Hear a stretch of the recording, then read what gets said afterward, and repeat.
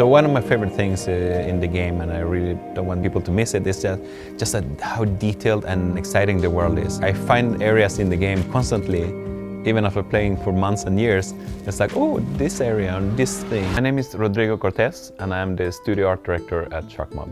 Very early on, we were imagining to find an execution, art direction that looked and felt realistic, but still had this sense there is a lot of emotions. The whole art direction is a little bit like Hollywood realism. We picked an area in the US that hasn't been used in games much, and it's the US South, especially this very specific area around the Southeast, kind of like Georgia, North Carolina, South Carolina, around that area. It really shows also the classical tropes of America.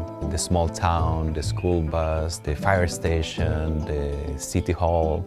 Things that you see very often in movies and TV series. Also the weather themselves are very, very strongly art directed, so you have a very different look depending on what's happening. Whenever the weather changes, you actually see the effects. You see in the tower, they start turning on, you see the lighting happening, you see all the panels opening up.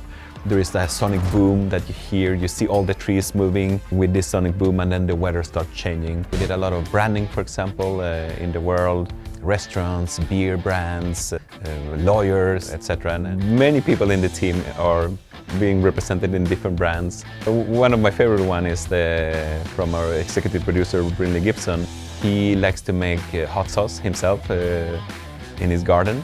So we gave him a brand of hot sauce called Big Boss Hot Sauce. You can see that it is Brinley, but in a stylized version. I've been working with games for 25 years.